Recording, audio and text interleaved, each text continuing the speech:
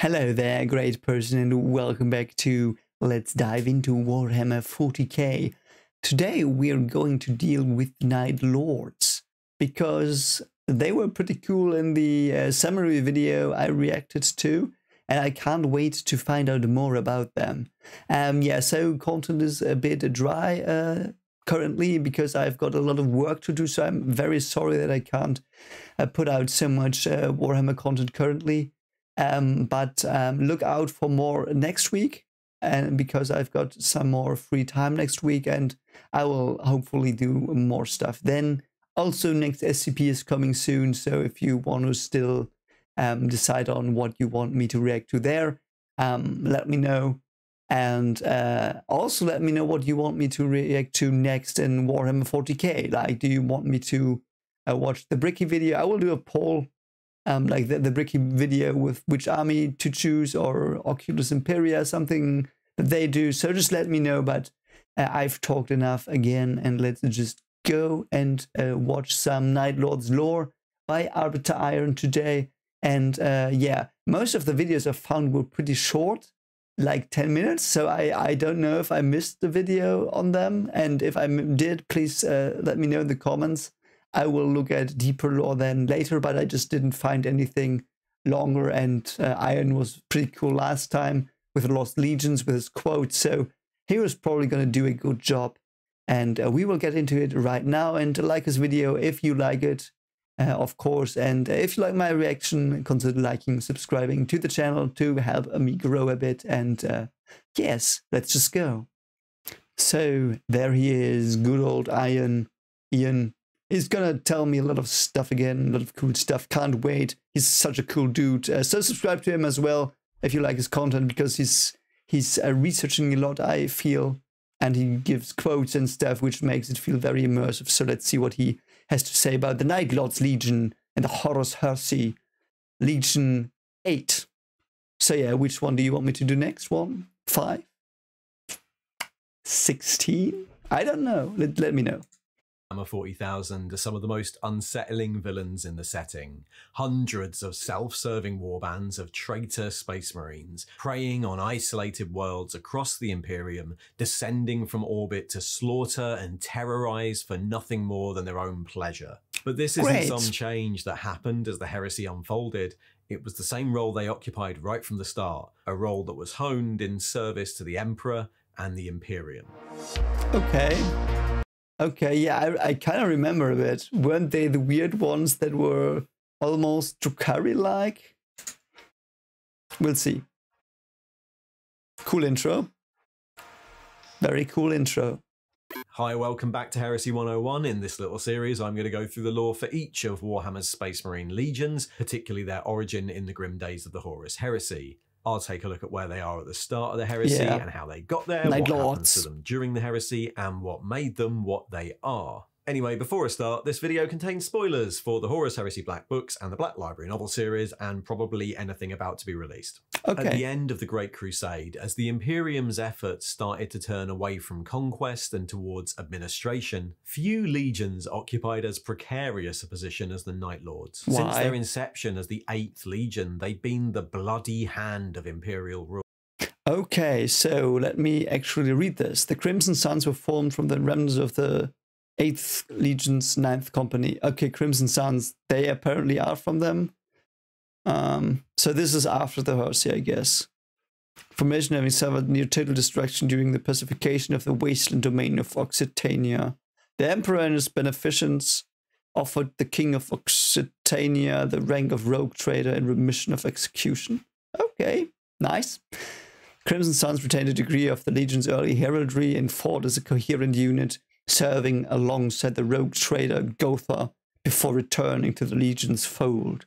The current status, whereabouts of the Crimson Suns is unknown, and it is possible they were slain during the battles which followed the Dropside massacre. Okay.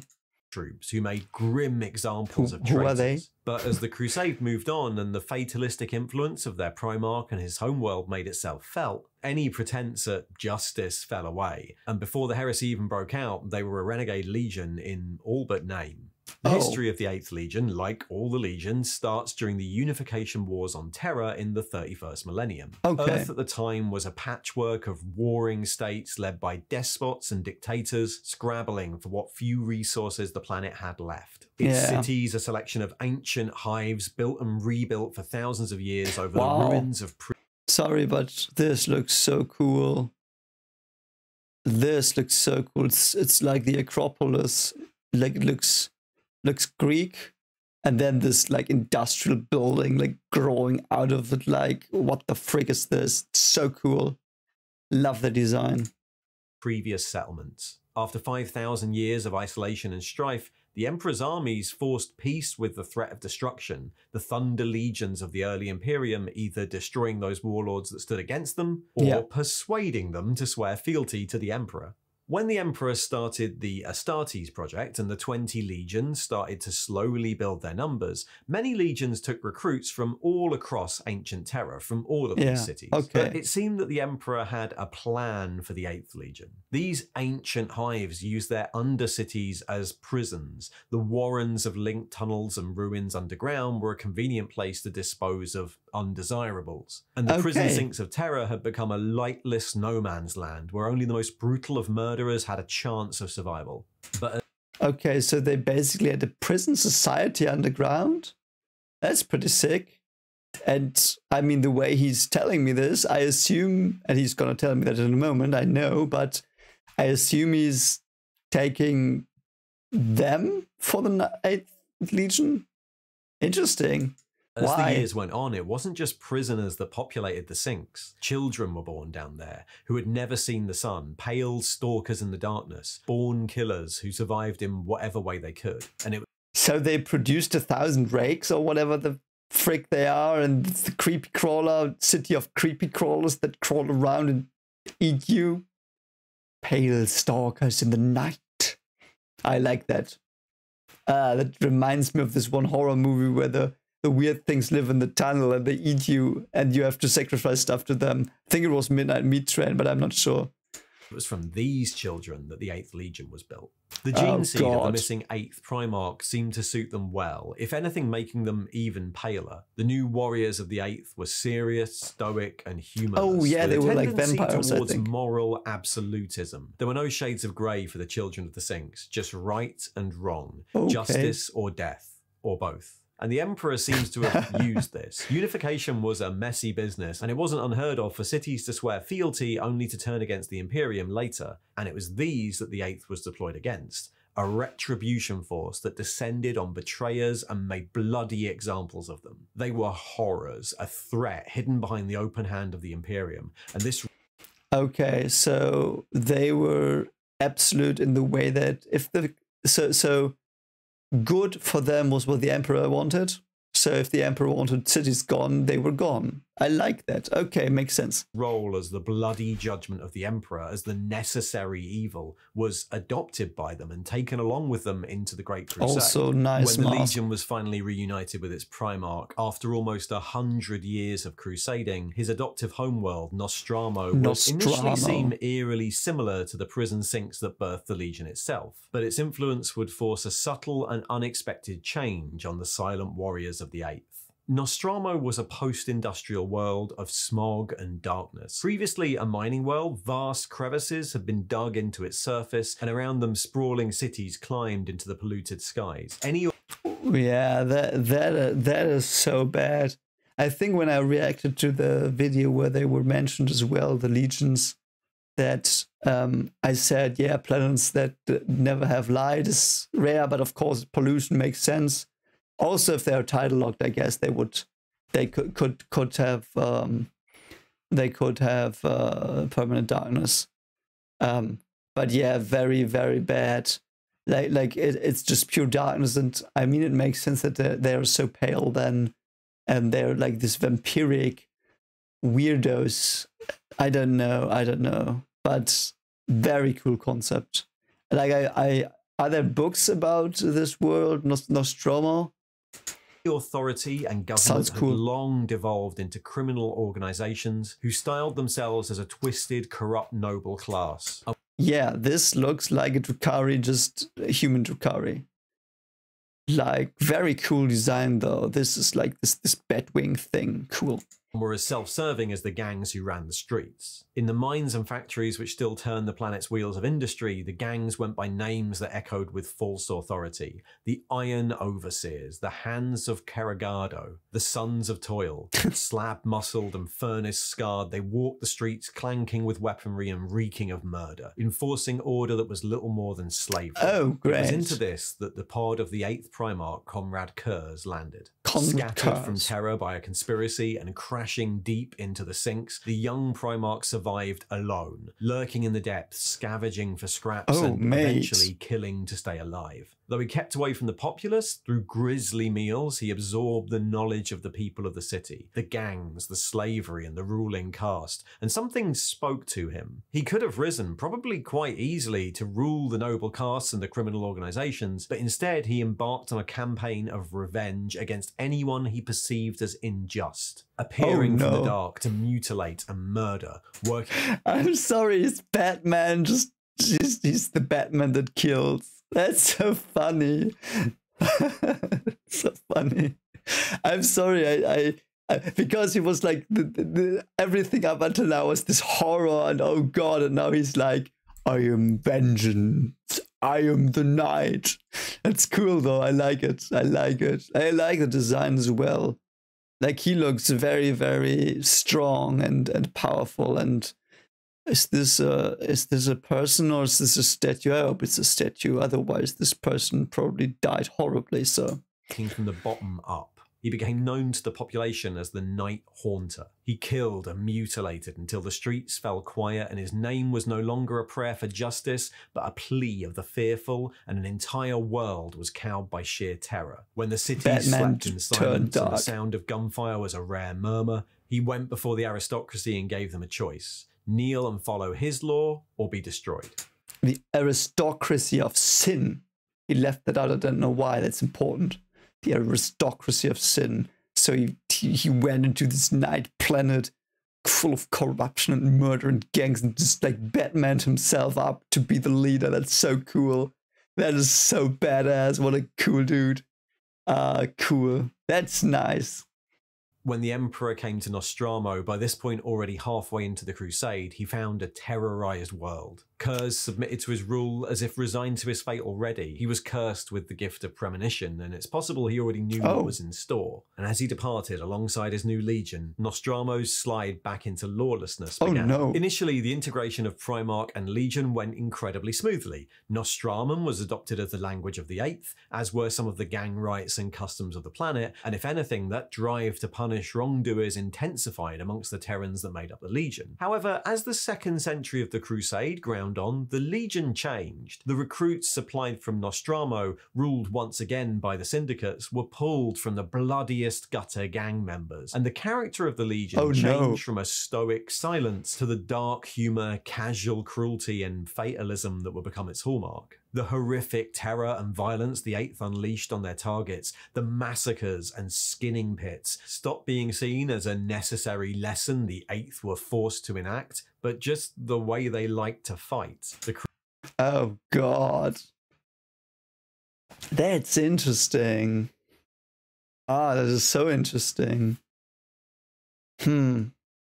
So he went there, made it right. The people he made right came with him. And of course it got corrupt again, because if you let a festering piece of shit planet fester and be a piece of shit planet, it turns back into a festering piece of shit planet. And then people came from that planet because everyone was like, yeah, isn't that your home world? Like, I use that loosely, of course. Isn't that your home world? Like, shouldn't we just take more of you guys? Yeah, take more of my... guys, why are you so weird? Why are you murderers? Why are you flaying those poor ding-dongs over there? Oh god, Jeremy, what are you doing? Like, what? Like, I understand, that's bad. So it got corrupted. So the corrupt from the planet followed him and he couldn't stop it and followed him into his own legion and like usurped him, like his ideals from within, and like made his legion fester. It's so interesting. So the planet won in the end, I guess. crucifixions and genocides continuing merely because that was the way these new Night Lords liked it. By the end of the Crusade, the Night Lords were on the cusp of censure by the Imperium. In fact, many wonder why the Emperor had stayed his hand for so long when their atrocities were plain for all to see. Because the Emperor just wants to conquer, I guess. It's the thing with the word bearers. I think it was the word bearers that started the heresy, like, because they got owned by the Emperor and embarrassed. They were embarrassed, I think. Apparently, the Emperor didn't like that they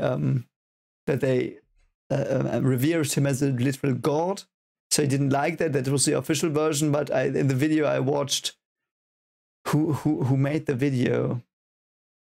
Who made the video? Was it Bricky? Might have been Bricky. Yeah, I think it was Bricky.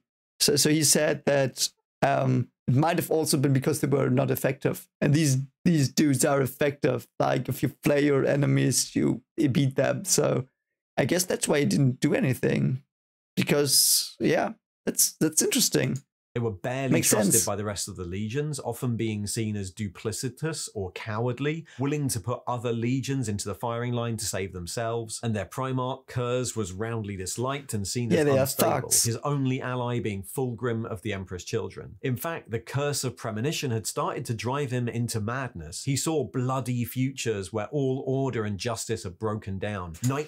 Yeah, so he basically saw the future. Congratulations, mate. Visions of betrayal and disaster to come that grew more violent even as the Legion's actions became more and more extreme. When Rogel Dawn confronted him in the Cheralt system, Kurz flew into a rage and almost killed his brother. And when Nostramo completed its slide backwards into darkness, the Night Haunter and his Legion returned and destroyed the planet. For this, they were recalled to Terra for censure by the Emperor. Wow. So they killed their own planet because he was probably like, hey, mates, just sent me these people that are like obviously corrupt. What did you do to my world that I Batmaned up? What the frick? And he goes back and just eradicates it. And then the Emperor's like, could you stop killing my planets?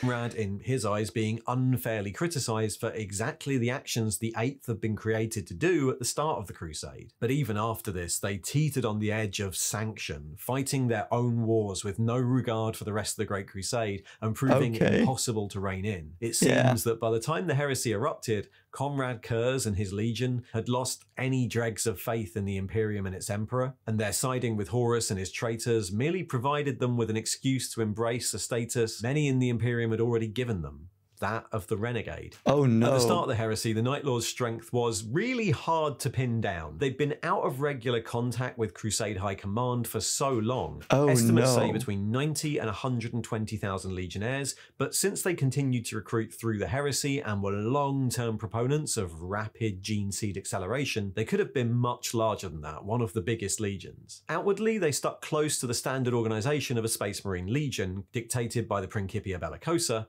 and had access to all the weapons of any other Astartes Legion, though Okay, sorry to pause it again. So I mean, it makes sense that they went with Horus then, because they are just their rituals were like close to chaos, perhaps, and that's why they fell. I mean, they didn't fall to chaos. At least he hasn't said it yet. They probably did. Let's not kid ourselves, but very tragic. Yeah, I mean, they became what they wanted to destroy, or at least what their Primarch wanted to destroy. What's his name? Konrad Kurz? Or is it Konrad Kurz? I don't know if it's a German name. They mispronounce it's Konrad Kurz, or otherwise it's Konrad Kurz. But yeah, interesting. That's some that might be potentially tragic, but it's probably also very horrifying to read about what they did.